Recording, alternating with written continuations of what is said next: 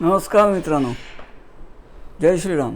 मी आनंद राजाध्यक्ष आणि तुम्ही बघत आहात माझं मराठी यूट्यूब चॅनल आपली बाजू. ठीक आहे, तुम्ही आजच्या व्हिडिओचं थंबनेल बघितलं म्हणून तुम्हाला बघण्याची इच्छा झाली असेल बहुतेक. त्याशिवाय कधी माणसं बघतात का व्हिडिओ? नाही बघत. तर तुम्ही थंबनेल बघितलं, तुम्हाला शेख चिल्लीची कथा आहे, कालिदासाची कथा आहे की ज्या फांदीवर बसलं तर तीच फांदी तोडायला निघाला. आणि मी इथे म्हटलं आहे की मी दक्षिणपंथी यूट्यूबर्स आहेत, हिंदुत्ववादी वगैरे म्हणणारे यूट्यूबर्स आहेत, त्यांच्यावर हा व्हिडिओ आहे. म्हणजे त्यांना समर्पित हा व्हिडिओ आहे. मला खात्री आहे की त्यांच्यापैकी बऱ्याच जणांना हा व्हिडिओ आवडणार नाही. ठीक आहे, काही कर्तव्य असतात, करावी लागतात. रागालोभाची पर्वा करून चालत नाही. त्यामुळे मित्रांना नाराज करण्याचं रिस्क घेऊनसुद्धा हा व्हिडिओ मी करतो आहे. तेव्हा हा पसरवणं, याचा प्रसार करणं तुमच्या हातात आहे. लिंक आहे, शेअर करा व्हॉट्सॲपमध्ये वगैरे सगळीकडे. लोकांना जरा समजू दे की काय चाललं आहे. ठीक आहे. अच्छा, मुद्दा असा आहे ना की आपल्या हिंदूंची ना एक वाईट सवय आहे. जर धोका टळला असं वाटलं ना की तंगड्यावर करून आराम करायला पाहिजे. असं नसतं चालत तसं. म्हणजे बरेचसं गमावलं आहे आपण युद्धामध्ये, ते याच ॲटिट्यूडमुळे. त्यामुळे तसं चालत नाही. आपण रिलॅक्स होऊ शकत नाही. अजून युद्ध बरंच बाकी आहे, काही पिढ्या अजून. म्हणजे माणुसकीच्या शत्रुसंगेत चालू आहे युद्ध. आपण उगीच गदिमाने उगीच चीनचं नाव घेतलं होतं. चीन नाही आहे. सबका मालिक एक नसेल, सबका प्रॉब्लेम एक आहे. आज UK USA सगळीकडे सबका प्रॉब्लेम एकच आहे. नाव घ्यायची गरज नाही, सगळ्यांना माहिती आहे. तर माणुसकीचे शत्रुसंगे युद्ध आमुचे सुरू, जिंकायचंच आहे. पिढ्या पिढ्या हे चाले संगर, अंती विजयी ठरू. म्हणजे पिढ्या पिढ्या चालण्यासाठी पिढ्या राहिल्या पाहिजेत. त्यामुळे स्वतःला वाचवणं गरजेचं आहे. आणि वाचवण्यासाठी या देशात एक हिंदुत्ववादी सरकार राहणं गरजेचं आहे. सध्या भाजप ती भूमिका करत आहे. म्हणजे असं आहे ना, मी 2013 साली मी लोकांना सांगत होतो, फेसबुकवर लिहित होतो, मी जास्त करून मी हिंदीत लिहितो.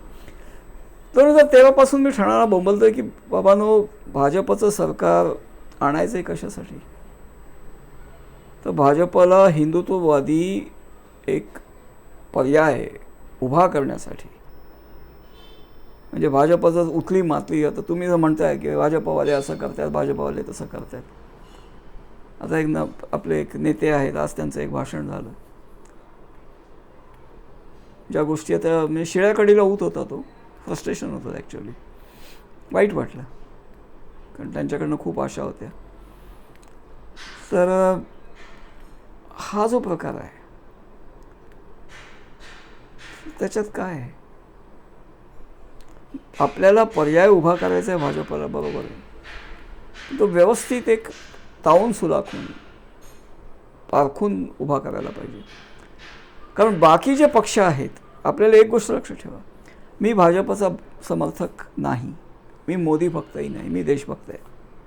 आणि मला एकच गोष्ट याच्यात कळते की आज देशात मोदी सरकार हवं का भाजप सरकार हवं, यापेक्षा कोणाचं सरकार नको, अजिबात नको, याबद्दल मी जास्त स्पष्ट आहे. ठीक आहे. त्यामुळे काही नाही तर नाईलाज म्हणून तरी भाजप सरकार ठेवणं गरजेचं आहे. आणि मोदींनी काम चांगलं केलं आहे, त्याच्याबद्दल वाद नाही. ठीक आहे, त्यांचे काही निर्णय आहेत ज्याच्याशी जे मला पटलेले नाहीत, ज्याच्याशी मी सहमत नाही, पण मी त्याच्याबद्दल बोलणार नाही. कारण या सरकारला, हे सरकार राहणं, एक हिंदुत्ववादी सरकार या देशात राहणं, या विषयाला धरून जर मी या वैचारिक युद्धात उतरलो तर टीका करायची, म्हणजे त्याच्यावर टीका करायची नसते. कारण काय असतं की या टीकेमुळे समजा जी लोक दूर गेली, मतदानाच्या दिवशी आले नाहीत, मी जाऊन भाजपला मतदान करून येईन. मी एकटा नाही, असे सगळे यूट्यूबर जे आहेत ना आपले, त्यांनाही वाटतं टीका करायची. सोपं आहे ना. त्यामुळे कारण भाजप काय करत नाही, केस करत नाही, काय करत नाही, कार्यकर्ते घरी येऊन झोडत नाहीत, काही नाही. टीका करणं सोपं आहे. हे टीका केली आणि काय पुढे जे लोक त्यामुळे विमुख होऊन गेले, मतदानाच्या दिवशी आले नाहीत, मतदान कमी झालं, समोरचं मतदान व्हायचं ते होतच आहे. भरीला भर म्हणून ते बदललेले म्हणजे वाढीव मतदारसुद्धा बांगलादेश आणि रोहिंग्या वगैरे ते इम्पोर्ट करतातच आहेत. त्यांनी येऊन चित्र बदललं, चित्र पालटलं, तुमच्या हातून तर गेलं, घराबाहेर काढली. वक्फनी फाडून ठेवली होती कशी ती लक्षात आहे ना अजून, विसरू नका. तर त्यामुळे हिंदुत्ववादी सरकार या देशात राहणं, हिंदुस्थानात हिंदुत्ववादी सरकार राहणं ही भारताच्या हिंदूंची गरज आहे. जर हा देश हिंदुस्थान राहायचा असेल, जमीन तर राहणार हो, जमीन कुठे जाते, पण हा देश जर हिंदुस्थान राहायचा असेल, मी त्याला हिंदू राष्ट्र म्हणत नाही, हिंदुस्थान म्हणतो, हा देश जर हिंदुस्थान राहायचा असेल तर हिंदुत्ववादी सरकार असणं गरजेचं आहे. ठीक आहे. निदान जे सरकार लांडुत्ववादी असणार नाही, पक्षांची नावं घ्यायची गरज नाही, सगळे आपल्याला माहितीच आहे. दाऊदचा आधारवड माहितीच आहे आपल्याला, आणखी नाही, त्या जिथनं ते आले वगैरे ती परंपरा आपल्याला माहितीच आहे. त्यामुळे नावं घ्यायची गरज नाही. आणि जे म्हणजे साहेबांबद्दल मला खूप आदर आहे, त्यामुळे कोणाचं नाव घ्यायची मला इच्छा नाही आहे, जीभ भेटाळायची इच्छा नाही. पण ती एक आपली आशा होती, तीही जनाब झाले, आता काय सांगणार. त्यामुळे असं, पण म्हणूनच सांगतो माझ्या बंधू भगिनींनो, यूट्यूबवर बंधू भगिनींनो, तुम्ही मतदानाच्या दिवशी येऊन मत द्या, पण तुमच्या टीकेमुळे जे लोक म्हणतील काय मत द्यायचं, जाऊ दे ना, आपण फिरायला जाऊ, मतं गेली, सत्ता गेली, म्हणजे हिंदुत्वाची सत्ता गेली. दुसरे लोक जे म्हणजे विकले गेलेले लोक जे आहेत ते जर आले, तुमचं काय म्हणणं. आपण ऑलरेडी चिन्हित आहोत, निशाण्यावर आहोत, हे विसरू नका. त्यामुळे सेफ राहण्यासाठी, ठीक आहे, फांदी तोडू नका, तेवढंच सांगायचं आहे. अजून काय सांगणार. लढाई संपणार नाही आहे इतक्यात.